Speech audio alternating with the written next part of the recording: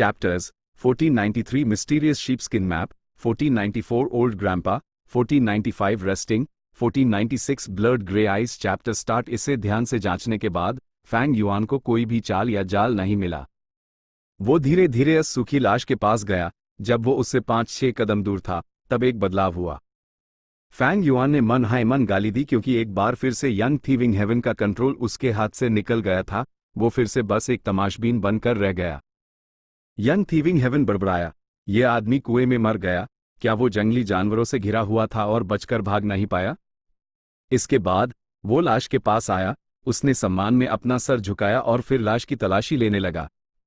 कोई भी अनाप शनाप हादसा नहीं हुआ। ये एक आम लाश थी। इस पर कोई खतरनाक जाल नहीं था। तलाशी लेते हुए यंग थीविंग हेवन को पता चला कि ये लाश जिंदा रहते हुए एक गू मास्टर थी। उसका रैंक भी कम नहीं था। लगता था कि उसका स्टेटस काफी ऊंचा था। उसके पास कोई गू वर्म नहीं बचा था, लेकिन उसके पहने हुए कपड़ों के अंदर एक भेद की खाल का नक्शा था। यंग थीविंग हेवन को भेद की खाल के नक्शे के अलावा और कुछ नहीं मिला। इस जमीन के नीचे बने गड्ढे में रोशनी काफी हल्की थी। यंग थीविंग हेवन ने बस इतना देखा कि नक्शे पर कुछ लकीरें हैं, लेकिन वो साफ नहीं दिख रही थीं। उसने नक्शे को संभाल कर रखा और यूएस जगह की फिर से तलाशी ली, लेकिन उससे कुछ भी नहीं मिला। लेकिन यंग थीविंग हेवन बहुत खुश था, क्योंकि यहां पानी का एक अनमोल स्रोत था। वो काफी सावधान था। उसने पहले पानी की क्वालिटी चेक की और जब कोई प्रॉब्लम नहीं लगी तो धीरे से थोड़ा सा पानी पिया। ये पानी का स्रोत जमीन में काफी गहरा था। इस लाश ने इसे बनाने में काफी मेहनत की होगी। यंग थीविंग हेवन ने एक घूंट पानी पिया। उससे एक ठंडी और ताजगी भरी लहर महसूस हुई, क्योंकि जानवरों का खून पीने से उसके मुंह में जो खून का स्वाद आ रहा था वो काफी हद तक कम हो गया था। यंग थीविंग हेवन ने घट से पानी अंदर लिया। इस एक घूंट पानी ने उसके अंदर की प्यास को जागा दिया। उसने अपना जिस्म झुकाया और अपना चेहरा झरने में डूबा दिया। घट घट कई घूंट पीने के बाद उसने अपना सर उठाया और पानी हर तरफ छलक गया। वो थड की आवाज के साथ जमीन पर बैठ गया। यंग थीविंग हेवन ने कुछ नहीं कहा। उसके हाथ जमीन पर टिके हुए थे। उसकी इल्ड बैंड थी। कुछ देर बाद उसने एक गहरी सांस ली। थोड़ी देर आराम करने के बाद उसने अपना हाथ बढ़ाया, अपने चेहरे से पानी पोंछा और खड़ा हो गया और कुएं के नीचे वापस चला गया। यंग थीविंग हेवन कांप उठा। कुएं का निचला हिस्सा जमीन के नीचे वाले गड्ढे से काफी ज्यादा ठंडा था, लेकिन यंग थीविंग हेवन के पास यहां आने के अपने कारण थे। उसने कुएं के ऊपर देखा। भले ही वहां ढकने के लिए कई जानवरों की खालें थीं, रात की हवाएं बहुत तेज थीं। एक खाल तो पहले ही उड़ चुकी थी, जिससे एक बड़ा सा छेड़ बन गया था। इस छेड़ से यंग थीविंग हेवन रात के आसमान में ऊंचाई पर चमकते अंतारों को देख सकता था। उसने एक लंबी सांस ली और कुछ जानवरों की खाल और लकड़ी ली। जल्दी से एक आग जलाने की जगह बनाई। फिर उसने लकड़ी पर रगड़ कर आग जलाने की कोशिश की और कुछ मिनट बाद सफल हो गया। आग बड़ी नहीं थी। धूम कुएं से बाहर निकल गया, जबकि गर्मी अंदर ही रह गई, जिससे यंग थीविंग हेवन को गर्माहट मिलती रही। यंग थीविंग हेवन ने पहले कुछ मांस पकाया और जब वो पक गया तब उन्हें खाया। पका हुआ खाना खाने और अपना पेट भरने के बाद उससे बहुत नींद आने लगी। लेकिन यंग थीविंग हेवन ने अपनी नींद पर काबू पाया और हल्की रोशनी का इस्तेमाल करके यूएस भेद की खाल के नक्शे को देखने लगा जो उससे मिला था। ये भेद की खाल का नक्शा जरूर बहुत पुराना होगा। ये तो मेरे काबिले के ओएसिस की तरफ इशारा कर रहा है ना? यंग थीविंग हेवन हैरान रह गया। वो छोटा सा ओएसिस इस भेद की खाल के नक्शे का फोकस था। इस पर वेस्टर्न डेजर्ट के कुछ शब्द भी लिखे हुए थे। शब्द बहुत छोटे थे और वक्त के असर से ज्यादातर धुंधले हो चुके थे। सिर्फ पहले कुछ शब्द और कुछ अक्षर ही साफ दिख रहे थे। यंग थीविंग हेवन बड़ी मुश्किल से उन्हें समझ पाया। उसने अनिश्चित होकर कहा, अमर को दफनाने की जमीन, अशुभ, श्राप। अजीब है। काफी देर तक देखने के बाद वो और कोई सुराग नहीं निकाल पाया। उसने अपनी भुएं सिकोड़ लीं।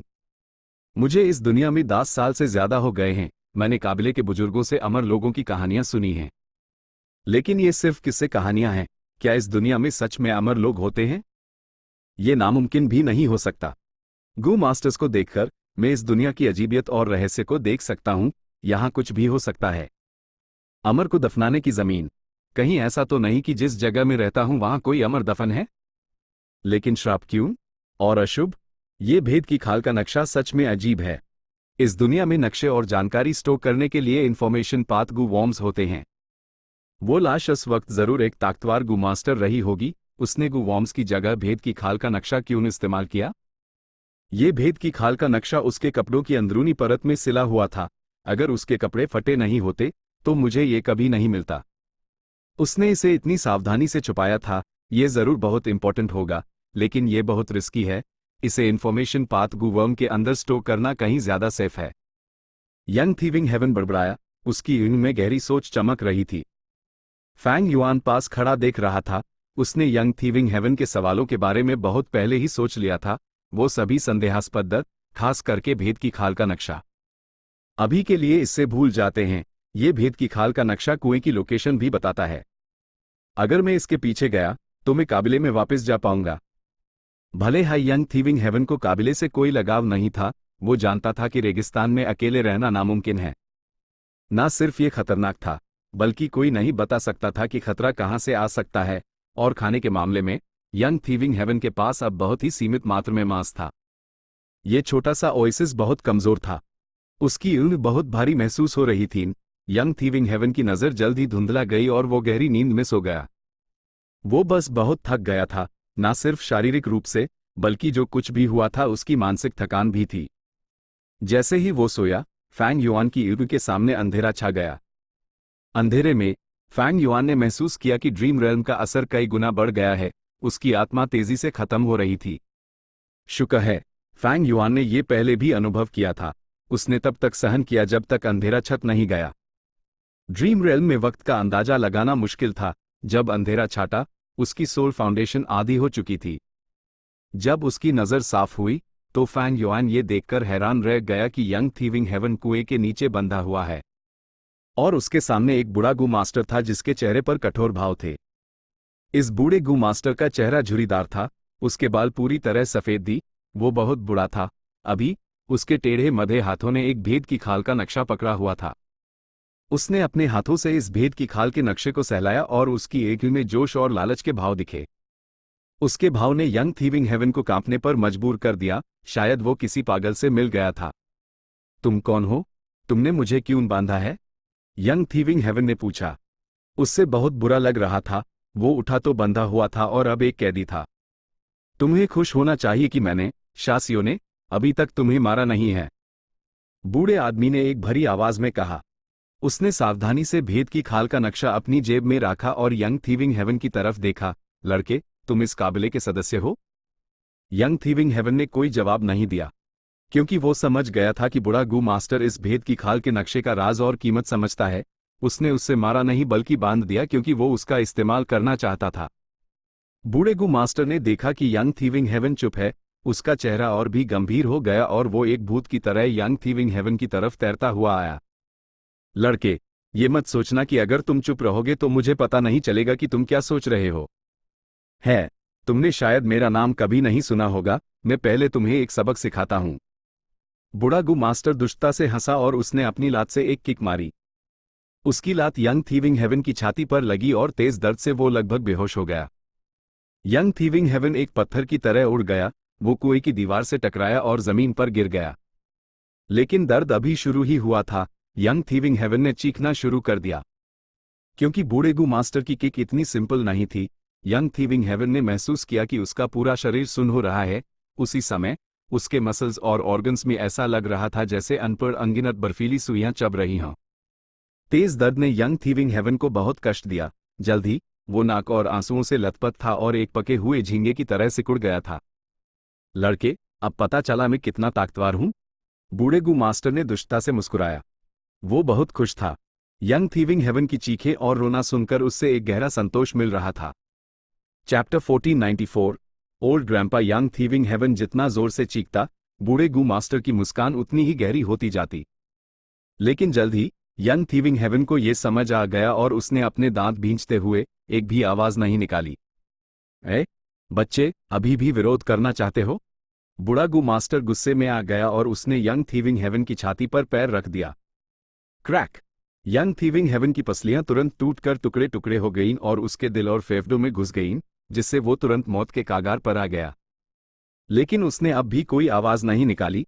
उसने लगभग अपने दांत पीस कर तोड़ लिए थे और उसकी ऊँग गुस्से से चौड़ी खुली थीं, लेकिन वो चीखा नहीं। ही। बूढ़ा गू मास्टर गुस्से से हंसने लगा और सीधे गू मास्टर के तरीके यंग थीविंग हेवन के खिलाफ इस्तेमाल किए। इस बार ये सिर्फ एक तेज दर्द जैसा सिंपल नहीं था। यंग थीविंग हेवन ने एक अजीब सुन करने वाला दर्द महसूस किया जिसमें हर तरह की संवेदनाएं एक के बाद एक यूएस पर हमला कर रही थीं। अय वो और बर्दाश्त नहीं कर पाया। उसने एक चीख मारी और जोर जोर से चटपटाने लगा। वो जमीन पर लुढ़कने लगा और पागलों की तरह अपनी खाल नोचने लगा। बूढ़ा गू मास्टर जोर से हंसा। काफी से लिया? महान शाह सीओ को ललकारने की हिम्मत की। HMPH, भले ही तुम्हारा गुरूर कितना भी बड़ा हो, तुम्हें मेरे सामने घुटने टेकने ही पड़ेंगे। रहम की भीख मांग। जैसे ही तुम मुझे दादा शाह बुलाओगे, दादा तुम्हें माफ कर देगा, मेरे पोते। आहा। लेकिन यंग थीविंग हेवन के दिल में सिर्फ और सिर्फ गुस्सा भरा था। शाह सीओ की बातों ने उसके गुरूर को आग लगा दी। उसने मन ही मन कसम खाई कि भले ही वो खुजली से मर जाए, दर्द से मर जाए, साध कर मर जाए या सुन होकर मर जाए, वो रहम की भीख नहीं मांगेगा। शासियों ने कुछ देर इंतजार किया। यंग थीविंग हेवन अभी भी जमीन पर लुढ़क रहा था, अपने कपड़े और खाल फाड़ रहा था, गहरे दर्द में रो रहा था, लेकिन उसने रहम की भीख नहीं मांगी। तब तक जब तक यंग थीविंग हेवन और बर्दाश्त नहीं कर पाया। उसकी ऊँग में एक तेज रोशनी चमकी और उसने अपना सर सीधा कुएं की दीवार पर दे मारा। ये सच में मरना चाहता है? शासियो हैरान रह गया। उसने जल्दी से आगे बढ़कर उससे रोका। यंग थीविंग हेवन की ताकत बेकार थी। वो सिर्फ शासियो को खुद पर काबू करने दे सकता था। शासियो ने न सिर्फ उससे बचाया, बल्कि उससे ठीक भी किया। जल्द ही उसके भारी घाव हल्के घावों में बदल गए।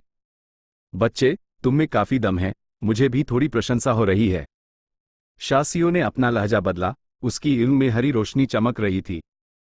उसने जमीन पर पड़े बेबस यंग थीविंग हेवन को देखा और धीमी और नर्म आवाज में कहा, लेकिन अगर तुम मर गए तो तुम्हारे परिवार का क्या होगा? मुझे इससे कोई दुख नहीं होगा, लेकिन तुम्हारे माँ बाप का क्या? तुम्हारे भाई बहन का क्या? ही, क्या तुम्हारी कोई महबूबा है? क्या वो तुम्हारी फीलिंग्स जानती है? अगर तुम मर गए तो उसका क्या होगा?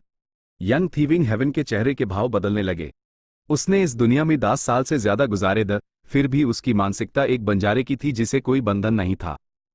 लेकिन अपनी असली दुनिया में उसका एक परिवार था, स्वस्थ माँ बाप और एक प्यारी मंगेतर थी। मैं मर नहीं सकता, मुझे जिंदा रहना होगा। मुझे इस दुनिया से निकलकर घर वापस जाने का रास्ता ढूंढना है। वहां लोग मेरा इंतजार कर रहे हैं। शासियो एक पुराना खिलाड़ी था। उसके होठों के कोने हल्के से मुड़ गए जब उसने यंग थीविंग हेवन के चेहरे पर बदलाव देखा। यंग थीविंग हेवन ने निडर होकर शासियो को देखा। तुमने मुझे मारा नहीं क्योंकि तुम मेरा इस्तेमाल करना चाहते हो। बोलो, तुम मुझसे क्या करवाना चाहते हो? शासियो जोर से हंसा, यंग थीविंग हेवन को थम्स अप देते हुए। बच्चे, तुम में हिम्मत है। तुमने सच में मुझसे ऐसे बात करने की जुर्रत की। जैसे ही उसने बोलना खत्म किया, शासियो का चेहरा बदल गया। उसकी हंसी बिना किसी निशान के गायब हो गई। उसकी जगह एक अजीब गुस्से ने ले ली। उसने बेरहमी से यंग थीविंग हेवन के चेहरे पर लात मारी और उससे हवा में उड़ा दिया। उसने फिर अपनी उंगली से इशारा किया। एक अजीब रोशनी निकली और यंग थीविंग हेवन के शरीर से टकराई। ची ची ची। इस पुराने कुएं में हल्की आवाजों की एक सीरीज गूंज उठी। यंग थीविंग हेवन का चेहरा तेजी से बदला क्योंकि उससे अपने पूरे शरीर में तेज दर्द महसूस हुआ। उसने उठने की कोशिश की लेकिन ताकत की कमी के कारण वो सिर्फ जमीन पर बैठ पाया। उसका चेहरा खून से लथपथ था। उसकी नाक की हड्डी शासियों की लात से टूट गई थी। यंग थीविंग हेवन की ईंट के सामने अंधेरा छाने लगा और वो दर्द से लगभग बेहोश हो गया। अपनी बची हुई होश में उसने तिरछी नजर से अपने हाथ को देखा लेकिन तुरंत ही उससे एक बड़ा झटका लगा। उसने देखा कि उसका हाथ गल रहा है और साध रहा है जैसे उसने किसी तेज एसिड को छू लिया हो। सिर्फ हाथ ही नहीं, उसका चेहरा, उसके बाजू, उसकी गर्दन, उसका पूरा शरीर सड़ने लगा था। जल्द ही यंग थीविंग हेवन की ईंट भी सड़ने लगी। उसकी दृष्टि चली गई। शासियों की दुष्ट आवाज उसके कानों तक पहुंची। तुम्हें लगता है मुझे तुम्हारी जरूरत है? ही, ये तुम्हारी किस्मत है कि मैं तुम्हारा इस्तेमाल कर रहा हूं। तुमने मुझे ऐसा एटीट्यूड दिखाने की हिम्मत की, तो क्या हुआ अगर तुम मर जाते हो? ज्यादा से ज्यादा मैं कोई दूसरी कठपुतली ढूंढ लूंगा। हाँ, अब ये तुम्हारा आखिरी मौका है। मैं तुम्हें एक आखिरी मौका देता हूं। अगर तुम मरना नहीं चाहते तो मेरे सामने सर झुकाओ और मुझे दादा बुलाओ। चुपचाप मेरे आदेशों का पालन करो। आराम से सोचो। वैसे भी तुम पर मेरा किलर मूव लग चुका है। तुम्हारा पूरा शरीर सड़ता रहेगा। कुछ ही सांसों में तुम्हारा पूरा शरीर पूरी तरह साथ जाएगा और सिर्फ तुम्हारा कंकाल बचेगा। ही, मैं तब तुम्हें कुछ लाते मरूंगा और देखूंगा कि तुम्हारी रीढ़ की हड्डी सच में कितनी सख्त है। यंग थीविंग हेवन चुप था। शासियो इसके बाद और कुछ नहीं बोला, सिर्फ अपनी दुष्ट निगाहों से यंग थीविंग हेवन को देखता रहा। यंग थीविंग हेवन जमीन पर पड़ा हुआ था, एक मूर्ति की तरह स्थिर। उसके पूरे शरीर के मसल सड़ने लगे उसकी बदबू से कुएं पहले ही भर चुका था। भयानक घाव, तेज दर्द और सबसे जरूरी उसके दिल की उलझनों ने उसके चेहरे को विकृत कर दिया था। मैं, महान बेनजिए सन, एक शाही सेनापति, मैं रहम की भीख कैसे मांग सकता हूं? लेकिन अगर मैं यहां मर गया तो क्या मैं दूसरी दुनिया में अपने प्रियजनों को बेवजह इंतजार करवाऊं? साय। यंग थीविंग हेवन ने मन ही मन एक गहरी सांस ली। उसने धीरे से अपनी स्थिति बदली और घुटनों के बाल बैठ गया। फिर उसने अपना सर तब तक झुकाया जब तक उसका माथा जमीन से नहीं छू गया। उसने कमजोर और खुरदुरी आवाज में कहा, तुम जीत गए। हा हा हा। शासियो पागलों की तरह हंसा। उसकी एड़ चौड़ी हो गई जब उसने यंग थीविंग हेवन को घूरा। तो तुम्हें मुझे क्या बुलाना चाहिए? दादा। यंग थीविंग हेवन ने दांत पीसते हुए कहा। उसका पूरा शरीर कांप रहा था और उसकी सड़ती हुई ईंट से गर्म आंसू बह निकले। ही, मेरे अच्छे पोते। शासियो संतुष्ट था। उसकी आवाज कब्रिस्तान के ऊपर एक कौवे की चीख की तरह तेज हो गई। यंग थीविंग हेवन अपनी हद तक पहुंच गया था और पूरी तरह से बेहोश हो गया। एक बार फिर फैंग युआन पर अंधेरा छा गया और ड्रीम रेल्म ने बेरहमी से उसकी आत्मा को नाश करना शुरू कर दिया। फैंग युआन ने मुश्किल से ये दौर पार किया। उसकी 10 मिलियन मैन सोल ऐप गिर कर मिलियन मैन सोल हो गई थी। इस थीविंग हेवन के ड्रीम रेल्म को एक्सप्लोर करने के लिए सोल फाउंडेशन की बहुत जरूरत थी। अगर फैंग युआन ने पहले से ही मेहनत से अपनी सोल को कल्टिवेट नहीं किया होता तो उसके पास इस ड्रीम रेल्म को एक्सप्लोर करने की योग्यता ही नहीं होती। वक्त के साथ अंधेरा छट गया। फैंग युआन फिर से देख सकता था। चिलचिलाती धूप आसमान में ऊंची थी। यंग थीविंग हेवन रेगिस्तान में अपने बेहद कमजोर शरीर को घसीटते हुए चल रहा था। उसके शरीर पर लगे भयानक घाव बिना किसी निशान के गायब हो गए थे। लेकिन कुछ नए GHAAV जो जंगली जानवरों के दांतों और पंजों से लगे चीरों जैसे दिख रहे थे। बच्चे, ध्यान से सुनो। जब तुम काबिले में वापस जाओगे तो अपने दादा के लिए वहां की स्थिति का पता लगाओ। रुको, दादा तुम्हारे पास कुछ डेजर्ट वुल्व्स लाएगा। ही, अगर तुम्हें नाटक करना ही है तो पूरी तरह से करना चाहिए। दादा तुम्हारी मदद नहीं करेगा। अगर तुम भेड़ियों से बच नहीं पाए तो तुम सिर्फ खुद को दोष दे सकते हो। ओह, याद रखना, लापरवाही से मत बोलना। दादा का किलर मूव तुम्हारे शरीर में है। तुमने पहले ही एक सड़ते हुए शरीर का एहसास चख लिया है। जैसे हाई मैं चाहूंगा तुम्हारे अंदरूनी अंग और तुम्हारा दिमाग तुरंत साथ जाएगा। ही, आज्ञाकारी बानो, दादा तुम्हारे साथ बुरा नहीं करेगा मेरे अच्छे पोते। शासियो का चेहरा कहीं दिखाई नहीं दे रहा था, लेकिन यंग थीविंग हेवन के कानों में उसकी आवाज गूंज रही थी। जैसे ही उसके शब्द खत्म हुए, रेत के एक टीले से कई डेजर्ट वुल्व्स दौड़ते हुए निकले। इन डेजर्ट वुल्व्स के बाल छोटे और पतले वो हल्के भौर रंग के थे और ज्यादा बड़े नहीं थे लेकिन बेहद खूंखार थे। उन्होंने हमले का संकेत देने के लिए गुर्राया और यंग थीविंग हेवन की तरफ बढ़े। यंग थीविंग हेवन हिला नहीं।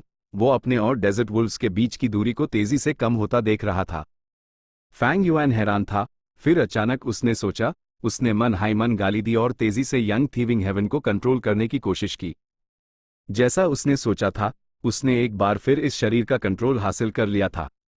फैंग युआन तेजी से भागा और अपने अपचर में झांक कर देखने लगा कि क्या कोई गू वर्म है जिसे वो लड़ने के लिए इस्तेमाल कर सकता है। एक सैंडपिट गू, एक चिमनी स्मोक गू और एक क्लियर वाटर गू। सिर्फ 10% से ज्यादा ग्रीन कॉपर प्राइमेवल एसेंस बचा था। वो कूल विंड गू और दूसरे गू जो उसने बड़ी मेहनत से इकट्ठे किए थे, सब जा चुके थे। लगता है शासियो इस छोटे ओएसिस और कुएं को एक्सपोज नहीं करना चाहता था, इसलिए उसने थीविंग हेवन पर मौजूद सभी रेलेवेंट सुराग नाश कर दिए। भाड़ में जाए, क्लियर वाटर गू का यहां कोई इस्तेमाल नहीं है। सिर्फ सैंडपिट गू और चिमनी स्मोक गू पर ही भरोसा किया जा सकता है। जैसे हाईफैंग युआन ने यह सोचा, उसने अचानक अपने सर के पीछे हवा महसूस की। बिना सोचे समझे वो बाई तरफ कूद गया। अगले हाईपैल, एक डेजर्ट वुल्फ फैंग युआन की पिछली जगह पर झपटा था। वो जमीन पर अस्थिर होकर गिरा, कुछ दूर तक लुढ़कता हुआ गया। फैंग युआन लगभग जमीन पर गिर गया था। अगर वो गिर जाता तो वो दौड़ते हुए डेजर्ट वुल्व्स जरूर यूएस पर झपट पड़ते और उससे उठने का मौका नहीं देते। नाजुक पाल में फैंग युआन ने अपने हाथ रेत पर रखे और अन पर जोर लगाकर अपने कमजोर शरीर को आगे धकेला। उसने मुश्किल से अपना संतुलन बनाए रखा और दौड़ना जारी रखा। कुछ ही कदम बाद एक और डेजर्ट वुल्फ फैंग युआन तक पहुंच गया था। फैंग युआन ने जल्दी से सैंडपिट गू को एक्टिवेट किया। इस रैंक 1 गू ने उसके 5% ग्रीन कॉपर प्राइमेवल एसेंस का इस्तेमाल किया और तुरंत रेगिस्तान में एक गड्ढा बना दिया। दूसरा डेजर्ट वुल्फ अभी अभी फैंग युआन की पीठ पर झपटने के लिए अपने पैरों पर जोर लगाने ही वाला था, लेकिन अचानक से एक रेत का गड्ढा आ गया और उसका पैर उसमें चला गया। क्योंकि उसने बहुत ज्यादा जोर लगाया था, इस डेजर्ट वुल्फ ने अपना संतुलन खो दिया और मुंह के बाल जमीन पर गिर गया। लेकिन तीसरा डेजर्ट वुल्फ तेजी से दौड़ता हुआ आया और पहले ही हवा में कूद चुका था। यह डेजर्ट वुल्फ बेहद चालाक था, उसके पास वाइल्ड गू था जिसके कारण उसके मूवमेंट से कोई आवाज नहीं आ रही थी। फैंग युआन के पास पीछे मुड़कर देखने का समय ही नहीं था, लेकिन उसने आगे रेत की सतह पर परछाई देखी। तीसरे डेजर्ट वुल्फ की परछाई उसकी परछाई के सर पर झपट रही थी। फैंग युआन ने अपने दांत पीस लिए, इस पाल में गू वॉर्म्स को एक्टिवेट करने का कोई फायदा नहीं था और उसके पास बचने का समय भी नहीं था। हालांकि उसके अमीर लड़ाई के अनुभव ने उससे इस पाल में सबसे समझदारी भरा फैसला लेने में मदद की। सबसे बुरे से बचो। भले ही वो ठीक से बच नहीं सकता था, उससे सबसे बुरे से बचना था। फैंग युआन ने जानबूझकर अपना दाहिना कंधा भेड़िए की तरफ कर दिया। फफ! तीसरा डेजर्ट वुल्फ फैंग युआन पर झपटा, उसके तेज पंजों ने फैंग युआन के दाहिने कंधे को चीर दिया और मांस के कुछ टुकड़े काट दिए। लेकिन फैंग युआन बिल्कुल नहीं रुका, वो पागलों की तरह दौड़ता रहा। इस समय तक पहले और दूसरे डेजर्ट वुल्फ्स पहले ही संभालकर उसके पीछे लग चुके थे।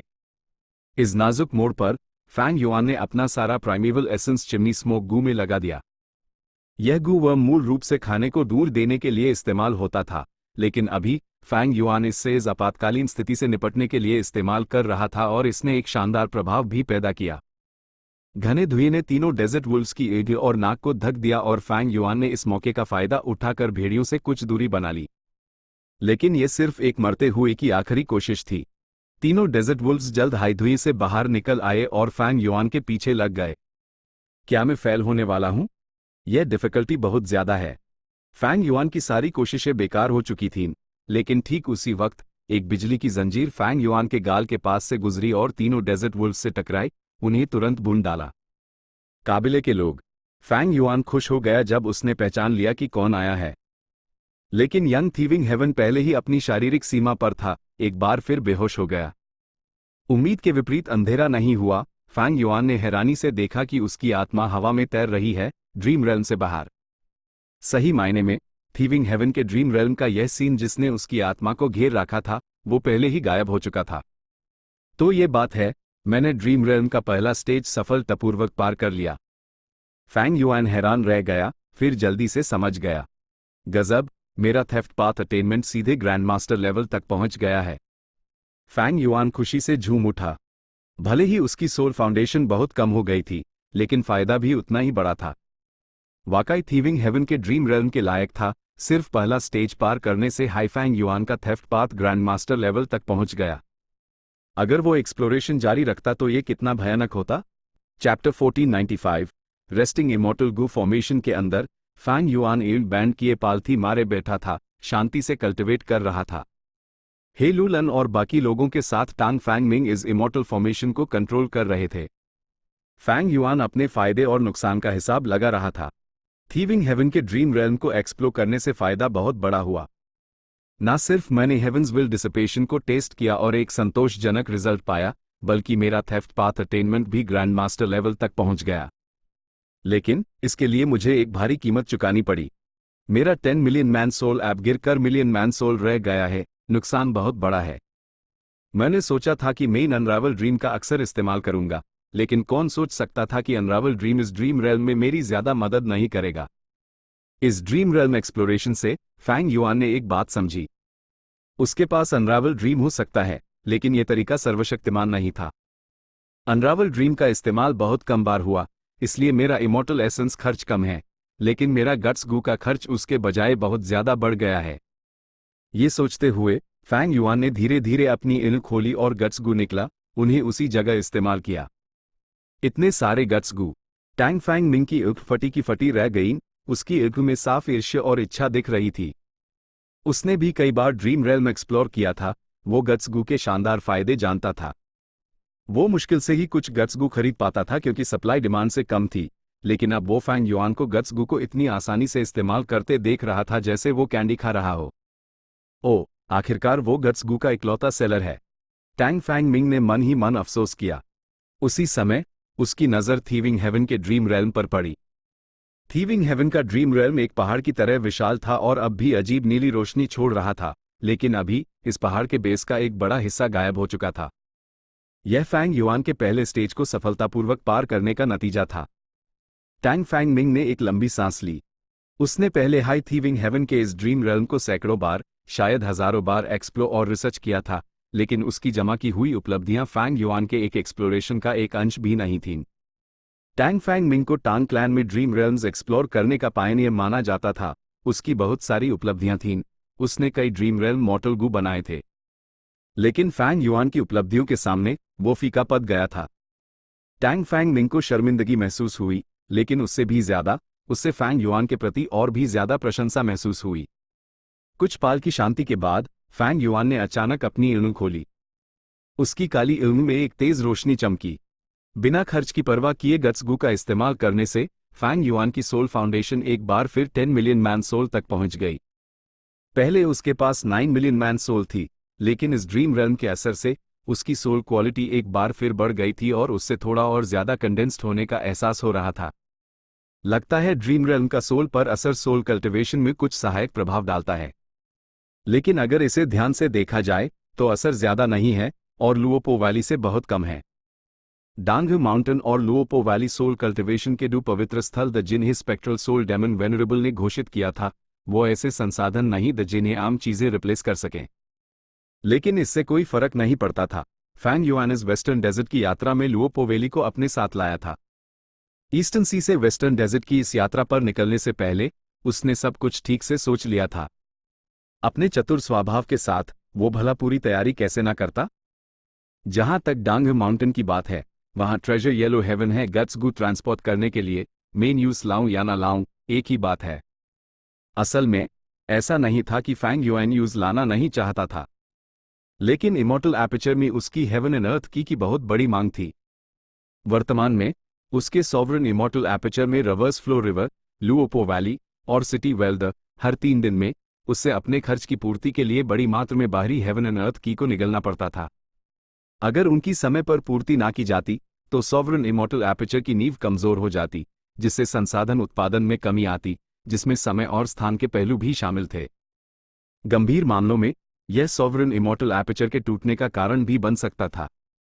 थीविंग हेवन के ड्रीम रेल्म को एक्सप्लोर करने की कठिनाई बहुत ज्यादा है। पहला स्टेज हाई इतना परेशानी भरा था, दूसरा स्टेज निश्चित रूप से और भी कठिन होगा। इस समझ के साथ फैंग युआन ने पहले अपनी सोल फाउंडेशन को एक लेवल और बढ़ाने का फैसला किया, इससे पहले कि वो ड्रीम रेल्म को एक्सप्लोर करना जारी रखे। इस तरह अगले कुछ समय तक उसने शांति से सोल पाथ कल्टिवेट करने पर ध्यान केंद्रित किया। गट्सगू की लगातार सप्लाई के कारण फैंग युआन की सोल फाउंडेशन तेजी से बढ़ी। जैसे हाई फैंग युआन दूसरे स्टेज को एक्सप्लोर करने की तैयारी में सोल पाथ कल्टिवेट कर रहा था, ईस्टर्न सी में किंग यू जी चेंग मदद मांगने के लिए किंग यू क्लैन के पहले सुप्रीम एल्डर से मिल रहा था। जी चेंग, लगता है तुम सच में कीन बाह्य के लिए खतरा उठाने का पक्का इरादा कर चुके हो। बूढ़े पहले सुप्रीम एल्डर ने अपने इस वंशज को देखा जिसे वो काफी पसंद करते थे और एक आह भरते हुए कहा, हाँ, मैंने अपना मन बना लिया है। मुझे उम्मीद है कि पहले सुप्रीम एल्डर मेरी मदद करेंगे, किंग यू जी चेंग ने दृढ़ता से कहा। लेकिन पहले सुप्रीम एल्डर ने धीरे से अपना सर हिलाया। अभी मेरा इस मामले में शामिल होने का समय नहीं आया है। इसके अलावा सच अभी तक सामने नहीं आया है। भले ही मैं कोई कदम उठाऊं, मैं तुम्हारी ज्यादा मदद नहीं कर पाऊंगा। किंग यू जी चेंग को अजीब लगा, पहले सुप्रीम एल्डर, एक ग्रैंड रैंक 8 गू इमॉर्टल, इस मामले में ज्यादा मदद कैसे नहीं कर सकते। लेकिन पहले सुप्रीम एल्डर ने उससे कुछ ऐसा बताया जिससे वो तुरंत समझ गया। जूनियर पहले सुप्रीम एल्डर का मार्गदर्शन के लिए धन्यवाद करता है। मैं अब मदद मांगने जा रहा हूं। किंग यू जी चेंग कश था। जाओ जाओ, पहले सुप्रीम एल्डर ने हेस्ट हुए अपना हाथ हिलाया। किंग यू जी चेंग तुरंत क्लैन के हेडक्वार्टर से बाहर निकल गया और ननगोंग क्लैन के क्षेत्र की तरफ बढ़ गया। किंग यू क्लैन के पहले सुप्रीम एल्डर ने उससे बताया था कि कीन बाह्य और यू छन जिंदा हैं या नहीं, ये अभी स्पष्ट नहीं है। उनके साथ क्या स्थिति हुई ये भी स्पष्ट नहीं है, इसलिए उससे जो करना चाहिए वो ये है कि सच की जांच करने में मदद के लिए एक विजडम पाथ गू इमॉर्टल को ढूंढे। सिर्फ ये जानकर कि इन 2 महिला इमॉर्टल्स के साथ क्या हुआ, वो दोषी को ढूंढ सकते हैं और बदला ले सकते हैं। और इसके लिए सबसे उपयुक्त विजडम पाथ गु इमॉर्टल कोई और नहीं बल्कि वर्तमान के 3 विजडम पाथ एक्सपर्ट्स में से एक था, वो जो ननगोंग में छिपा हुआ था, विजडम पाथ गु इमॉर्टल हुआन। इस व्यक्ति के यू चन के साथ जीएच निष्ठ संबंध थे। अगर यू चैन मुश्किल में थी तो वो निश्चित रूप से मदद करेगा। किंग यू जी चेंग को लगा कि पहले सुप्रीम एल्डर का विश्लेषण सही था। वो तुरंत हुआन से मदद मांगने के लिए निकल पड़ा। लेकिन रास्ते में उसकी मुलाकात ननगोंग क्लैन के एक रैंक 6 गु इमॉर्टल से हुई। इस गु इमॉर्टल ने हुआन से एक संदेश लाया था। यंग मास्टर जी चेंग, लॉर्ड हुआन ने पहले ही अनुमान लगा लिया था कि आप उन्हें ढूंढेंगे, इसलिए उन्होंने मुझे आपका स्वागत करने के लिए भेजा है। वो आगे ही इंतजार कर रहे हैं। किंग यू जी चेंग खुशी से झूम उठा, साथ ही हुआन की क्षमता की प्रशंसा में आ भरी। थोड़ी देर बाद दोनों मिले। हुआन बोला, मैं आपसे ईमानदारी से कहूंगा, फेरी यू चन कुछ समय पहले मेरी मदद मांगने आई थी, लेकिन दुर्भाग्यवश मैं मदद नहीं कर सका। हुआना और किंग यू जी चेंग ने जानकारियों का आदान प्रदान किया और स्वाभाविक रूप से उनका पहला संदिग्ध फैंग युआन था। क्योंकि यू चन की मौत से फैंग युआन, जो ड्रैगनफिश बिजनेस में था, को सबसे ज्यादा फायदा होगा। दुर्भाग्य से उनके पास हेवनली कोर्ट का मार्गदर्शन नहीं था और वो सिर्फ इतना जानते थे कि ट्रेजर येलो हेवन में ड्रैगनफिश बेचने वाला रहस्यमय गु इमॉर्टल सबसे ज्यादा संदिग्ध था और उसके पास मकसद भी था, लेकिन वो नहीं जानते थे कि ये व्यक्ति फैंग युआन था। मैं पिछले कुछ दिनों से लगातार अनुमान लगा रहा हूं, मुझे डर है कि यूचन और किन बाहे की स्थिति अच्छी नहीं है। हुआन ने गंभीर चेहरे से कहा, इस बार मैं दूसरे डू विजडम पाथ एक्सपर्ट से मदद मांगने जा रहा हूं। हम अपनी शक्तियों को जोड़ेंगे और दोषी का पता लगाने की कोशिश करेंगे। किंग यू जी चेंग ने हालांकि हुआन की बातों पर अपना सर हिलाया। नहीं, मुझे विश्वास है कि दोनों फेरीज अभी भी जिंदा हैं, वो मारी नहीं हैं। लॉर्ड हुआन, कृपया ध्यान से सोचें, दोनों फेरीज रैंक 7 एक्सपर्ट्स हैं, उन्हें इतनी आसानी से कौन मार सकता है? हुआन ने किंग यू जी चेंग की भावनाओं और मनोदशा को समझा, सांत्वना देते हुए सर हिलाया, तुम्हारी बातें भी तर्कसंगत हैं। उसने फिर विषय बदला और कहा, मेरे पास एक प्लान है, क्यों ना हम दोनों फेरीज की मौत की खबर फैला दें। अगर वो अभी भी जिंदा हैं, तो उन्हें जरूर पता चल जाएगा कि हम उन्हें ढूंढ रहे हैं और उनकी मदद करना चाहते हैं। अगर दोषी उनका शिकार कर रहा है, तो जैसे ही अफवाहें फैलेंगी, दोषी कंफ्यूज हो जाएगा और अपना ध्यान हमारी तरफ मोड़ देगा। शानदार प्लान। किंग यू जी चेंग ने तालियां बजाईं और प्रशंसा की। समय बीतता गया, जल्द ही आधा महीना बीत गया। फैंग युआन की soul foundation 90 million man soul तक बढ़ चुकी थी, 100 मिलियन मैन सोल से बस थोड़ी ही दूरी पर। इस दौरान उसने किसी इमॉर्टल किलर मूव का अभ्यास नहीं किया, बल्कि अपनी ऊर्जा और समय मुख्य रूप से सोल पाथ कल्टिवेशन में लगाया। इससे उसकी प्रगति स्वाभाविक रूप से पहले से कहीं ज्यादा थी। भले हाई गट्स गु लगातार खर्च हो रहे थे, जिससे उससे भारी मुनाफा का नुकसान हो रहा था और उसकी पूंजी भी बर्बाद हो रही थी, फैंग युआन की आर्थिक स्थिति धीरे धीरे बेहतर हो रही थी। इसका कारण ड्रैगनफिश बिजनेस था। फैंग युआन ने यू चन और किन बाहे को मार दिया। भले हाई हेवनली कोर्ट उसकी प्रगति को रोकना चाहता था, वो कुछ समय तक ऐसा करने में असमर्थ थे। ट्रेजर येलो हेवन के मार्केट में फैंग युआन ऐप ड्रैगनफिश बिजनेस के मामले में नंबर 1 बादशाह था, कोई उसका मुकाबला नहीं कर सकता था। इस तरह उसका ड्रैगनफिश बिजनेस और भी ज्यादा बढ़ने लगा, खासकर सिल्वर ड्रैगनफिश जिसने पागलों जैसी बिक्री को बढ़ावा दिया। एक की कीमत चिंताजनक दर से बढ़ रही थी। गौर करने वाली बात यह है कि यू चन और किन बाहे की मौत की खबर ईस्टर्न सी में पहले ही फैल चुकी है। लगता है कोई अंधेरे में साजिश रच रहा है। छोड़ो भी, अभी जरूरी चीज थीविंग हेवन का ड्रीम रेल्म है। 90 मिलियन मैन सोल के साथ फैंग युआन बहुत आत्मविश्वासी था। एक और दिन आराम करने के बाद वो थीविंग हेवन के उलझे हुए ड्रीम रेल्म के दूसरे स्टेज को एक्सप्लोर करने के लिए फिर से ड्रीम रेल्म में दाखिल हुआ। Chapter 1496 blood grey eyes. आराम करने और पूरी तैयारी करने के बाद फैंग युआन थीविंग हेवन के ड्रीम रेल्म में दाखिल हुआ। तालाब के आसपास लोगों का शोर शराबा था, जहां एक मार्केट लगा हुआ था। वेस्टर्न डेजर्ट में असल में बहुत सारे संसाधन द नॉर्दर्न प्लेन से भी ज्यादा। रेगिस्तान में बड़ी मात्रा में संसाधन छिपे हुए जिसमें गू वॉर्म्स और जंगली जानवर शामिल थे। उनके पास सिर्फ पौधों की कमी थी, जो उनकी सबसे बड़ी कमजोरी थी। इसलिए इस मार्केट में मुख्य रूप से दूध और शराब जैसे खाद्य पदार्थ बिक रहे थे। जानवरों की खाल, हड्डियों जैसे गू मटीरियल्स और सिर्फ 3 स्टॉल्स पर गू वॉर्म्स बिक रहे थे।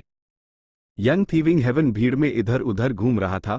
वो आसपास के सौदे देखते हुए काबिले के बीच में बने तालाब के पास जा रहा था। रुको, बिना इजाजत के लोगों को यहां आने की अनुमति नहीं है। बच्चे, दफा हो जाओ। जब यंग थीविंग हेवन तालाब के पास पहुंचा तो वहां पहरा दे रहे दो गार्ड्स ने तुरंत प्रतिक्रिया दी और उससे रोक दिया।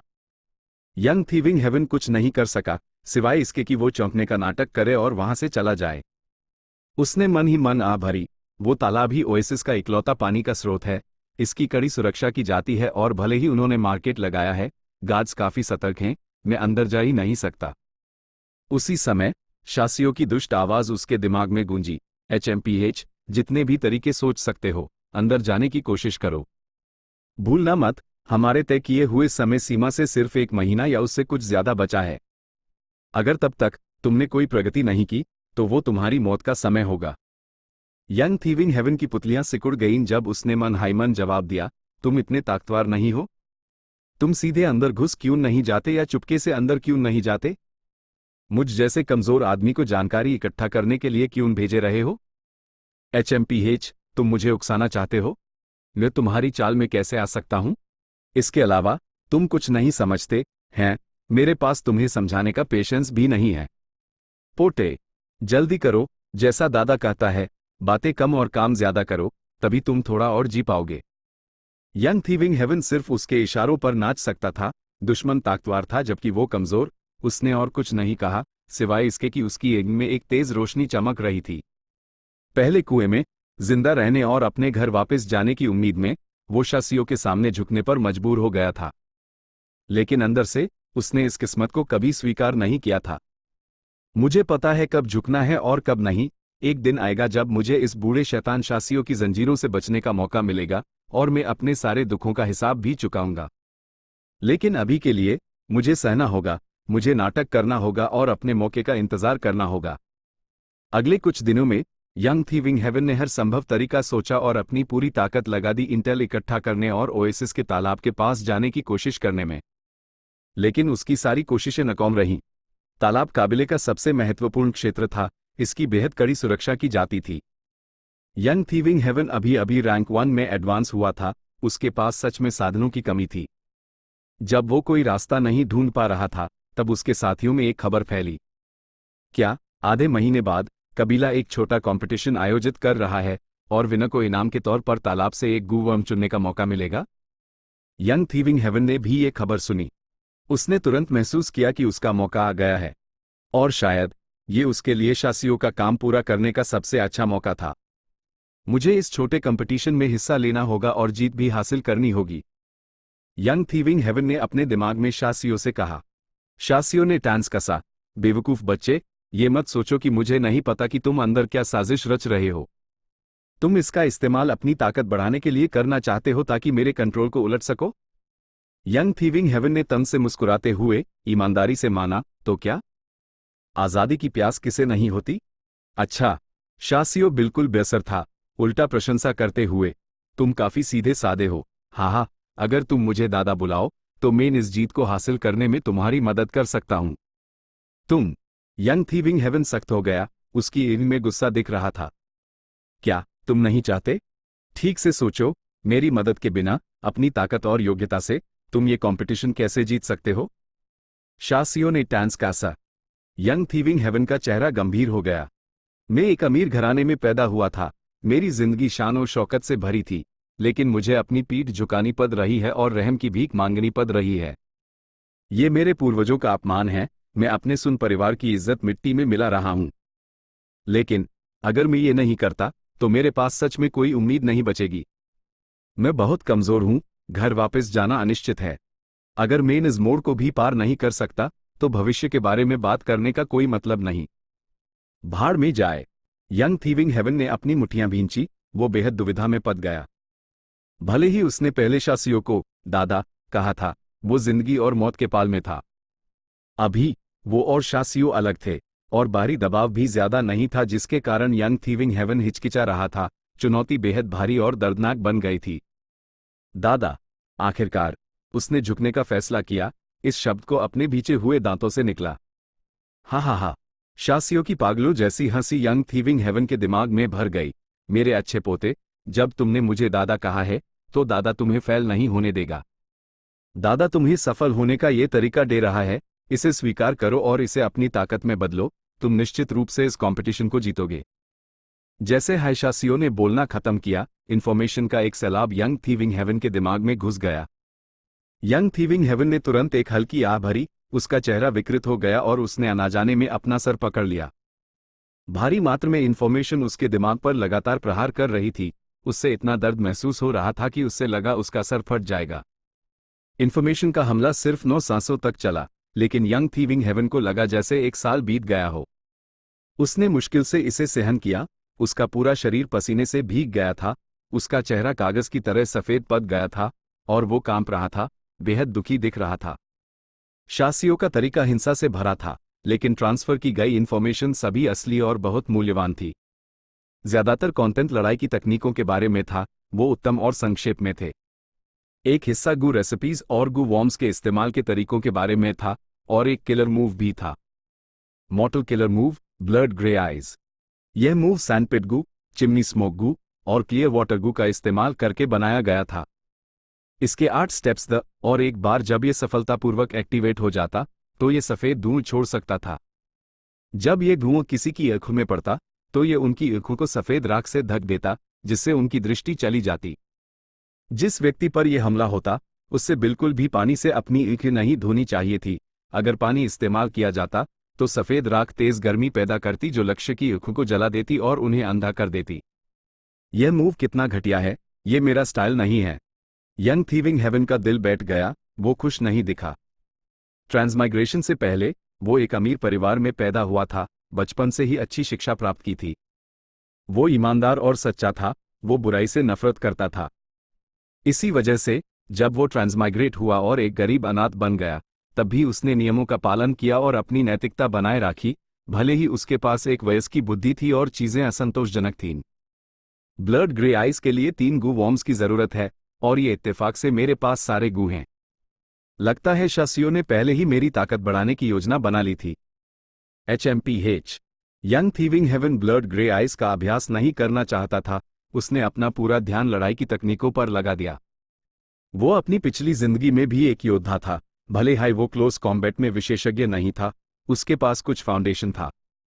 उसका असली लड़ाई का अटेनमेंट काफी गहरा था, इसलिए वो इन लड़ाई की तकनीकों के साथ आसानी से आगे बढ़ पा रहा था। कुछ दिनों के अभ्यास के बाद यंग थीविंग हेवन ने महसूस किया कि उसकी लड़ाई की शक्ति बढ़ गई है। इस दुनिया की लड़ाई की तकनीकें सिंपल नहीं हैं, बल्कि गू वॉर्म्स को शामिल करने वाले मूव्स का एक पूरा सेट है। अलग अलग तरह के गू वॉर्म्स के लिए अलग अलग तरह के मूव्स। मुझे पहले निर्देश देने वाला कोई नहीं था, इसलिए मैं कुछ भी करने के लिए बहुत कमजोर था। फ्लैट जब मुझे ये स्किल मिल गई है और मैंने इसका परिश्रम से अभ्यास किया है, मेरे पास काबिले का कंपटीशन जीतने का 7% चांस है। भले ही मैं ब्लड ग्रे आइज का इस्तेमाल ना करूं, मैं ज्यादातर कंपेटिटर्स को संभाल सकता हूं। यंग थीविंग हेवन को इस बेईमानी भरे मूव से नफरत थी और वो इसका इस्तेमाल नहीं करना चाहता था। उससे खुद पर विश्वास था और जल्दी काबिले के छोटे कंपटीशन का सामना किया। जब उसने पहली बार स्टेज पर कदम रखा, तो दर्शकों ने उससे ज्यादा उम्मीद नहीं रखी। कुछ तो उसका मजाक भी उड़ा रहे थे, और उसके प्रतिद्वंद्वी के चेहरे पर अहंकार का भाव था। जब उसने यंग थीविंग हेवन की नाक की तरफ इशारा किया, तो ये तुम हो, कचरे, अभी हार मान लो और मैं तुम्हारी टांग नहीं तोड़ूंगा। यंग थीविंग हेवन हैरान था, बिना हिले डुले अपनी जगह पर खड़ा रहा। दर्शक जोर जोर से हंसने लगे। वो डर गया है, वो हिल भी नहीं पा रहा। उससे देखो, उसने काबिले का बनवास टेस्ट कैसे पास किया? शायद किस्मत से।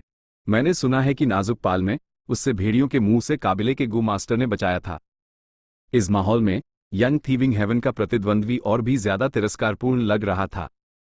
लेकिन अगले हाई पाल, यंग थीविंग हेवन ने अपनी मुट्ठियां भींची, अपनी उंगलियों में ताकत महसूस की। आखिरकार कंट्रोल मेरे हाथ में फिर से आ गया। फैंग युआन अंदर ही अंदर खुश था।